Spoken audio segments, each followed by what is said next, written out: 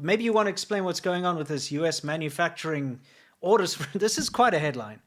U.S. manufacturing orders from China down 40% in unrelenting demand collapse. Yeah, well, there's a demand collapse for Chinese goods. And here's the deal, is that it's a lot of it's related to big, huge brands continuing to pull out. Okay. So a lot of what we're going to talk about a little bit later about the ease of COVID restrictions has a lot to do with the internal party structure, understanding that China's fully and wholly dependent on other countries' economies to keep it afloat for manufacturing, but can't admit it to its own people. No, can't admit that. Has to say, we are fully self-reliant, we don't need this other stuff, but then it has to make capitulation. I always found this very weird. There's such a big dissonance between reality and what the Chinese government tells the people and what people discuss in China. Having lived in China for so long, especially the kind of circles I used to hang out in. So I'd meet a lot of people that are interested in or involved in exporting, manufacturing, Amazon sellers. I remember I once had to go give a talk at this big expo. In fact, I went there 3 times.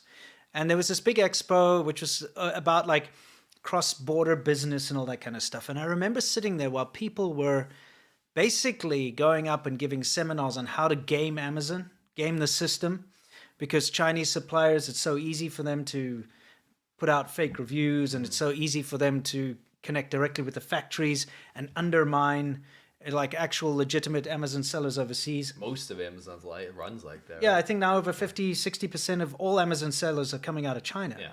Because what they do is like in these seminars, they would say, okay, you find a product that's selling well, and it's usually like someone's come up with an idea and they're OEMing it in China. So they always use a Bluetooth speaker as an example.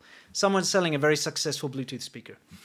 That's selling well. So what you do is you go directly to the factory that's making them here in China, and you get them to make the exact same thing, and you sell it for them at an undercut rate so that you can go into the Amazon market and sell, instead of it being called like Blue Ear, it's called like Blau Ear or something. Change it slightly, but it's the exact same product. And you sell it at half the price. And then you cut him out of the market, and you actually become the legitimate seller for that thing on Amazon. So this stuff was going on forever. But at the same time, the people that are organizing these events and everything are also going on about how China is so self-reliant and China's managed to grow so quickly by itself. Meanwhile, they're reliant entirely on selling things overseas and cross-border trade and stuff. It's a weird thing going on. There's a lot of mental gymnastics there, Yeah, for sure. Anyway, so that's down. This the demand, which of course is not something the Chinese government is telling people. No. In fact, they're telling them the opposite. Yeah. And are we going to get into that now or move on? Well, I just want to mention, I saw some state media shills like the pro-CCP, the Americans, Canadians and stuff, talking about how trade between the U.S. and China has never been better, and it's just going to get better and better and better, and there's no problems involved. And it increased dramatically during zero COVID. And it's just wild because in the same breath they'll say this the chip ban, like that the U.S. instituted, and the restrictions that they placed on China are going to be fruitless and powerless, and China's and hurt America more than China. But then in the same breath, it's not the same breath. In a different video or another piece, it'll be how those chip restrictions and trade restrictions and all this stuff is bad for the relations, and don't do that. That's really bad because then both parties will lose and stuff like this. And we have to work together. It shows you just have to look at what they're saying and then picture the opposite. Absolutely. It's been devastating. So yeah, the truth of the matter is the demand's down. It's bad for the Chinese economy, and a lot of it, in fact, all of it has to do with zero COVID. Yeah. Yes. Okay, because the restrictions and the mess ups in the supply chain and all that. Yeah. So Henry Kissinger, very much instrumental in the villainous status of China today, elevating China to its status that it is today. Yep. Just wanted to throw back a little piece of history. Yeah, please enlighten everyone, because most people, if that aren't ancient, don't know about this. Yeah. So in 1973, Mao, that's Chairman Mao, as you can see on the left, with his black teeth that look like freaking dead flies in his mouth. He didn't brush his teeth. He only rinsed his mouth with tea or whatever. Swish it, swish. Swish. I read his doctor's account. He said His doctor said that Mao was one of the most disgusting people that has like ever lived. Like his hygiene was so bad. Yeah. Anyway, sense. Mao in 1973, Mao offered Kissinger 10 million Chinese women to the United States. Amid a discussion trade of 1973, Chairman Mao Zedong made what Secretary of State Henry A. Kissinger called a novel proposition. Novel. Kissinger didn't poo-poo this. Okay. So that's an interesting idea. Sending tens of thousands, even up to 10 million Chinese women to the United States. Quote, this is Mao. You know, China is a very poor country, Mao said, according to a document released by the State Department's Historian Office. We don't have much. What we have is an excess of women. So if you want them, we can give you a few of those to you, some tens of thousands. A few minutes later, Mao circled back to offer, do you want our Chinese women, he asked? We can give you 10 million. After Kissinger noted Mao was improving his offer, the chairman said, we have too many women. They give birth to children, and our children are too many. And then this is what Kissinger said. It is such a novel proposition, he replied. We'll have to study it. Okay.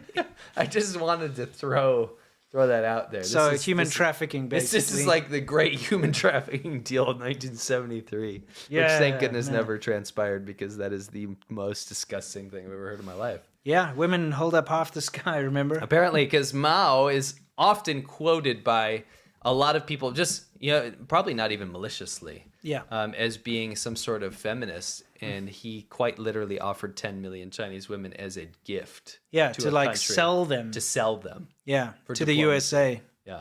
It's just a little reminder, this is the foundations of the Chinese government. Yeah. Who has fallen, I believe, 19 ranks in women's freedom, by the way. Recently. Yeah, recently, under Xi Jinping. Yeah, it's pretty bad. Yeah. So if anyone's ever trying to tell you about equality in China when it comes to the sexes, tell them to go take a hike. Yeah. And then on that hike, find a lake and jump into it and then drown. Nathan99 said, 2022, China later, please, we need women. Yeah. There's now 30 million too many men in China. Yes. So Chairman Mao did not foresee his problem here. A big shout out to Fergus Ryan. Yeah. Who's kind of very much involved in researching, because he works for ASPI, which is a think tank in Australia.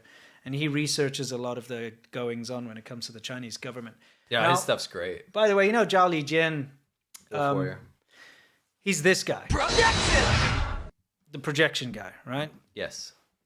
He's one of the biggest wolf warriors. In fact, he is the king of the wolf warriors, okay? He's the one who's always like, you always see the picture of him like this, where he's like, the US must answer for releasing COVID to the world or whatever, right. Like Australia should stop slitting the throats of young children or whatever. He's always, he's that guy, right?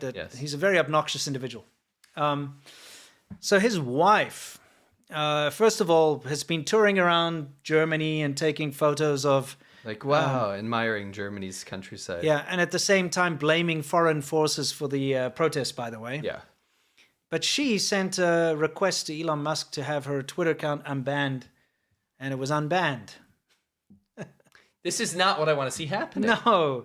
So she thanked Elon Musk for reversing her Twitter suspension, but Weibo users want to know why she's allowed to use Twitter and they're not. Kind of backfired, too, because domestically in China, people are like, wait... Because she is on Weibo, right? Or she's on like Chinese internet, and it's being seen. She's bragging about it. She thanked Elon Musk on Chinese social media. Yeah, and people are like, "Wait, why are you thinking we can't use Twitter? It's blocked." She's not a diplomat. She doesn't fall under that. You're a government diplomat, so you can be on Twitter. Nope. Why is she allowed on Twitter? Makes no sense, right? Yeah.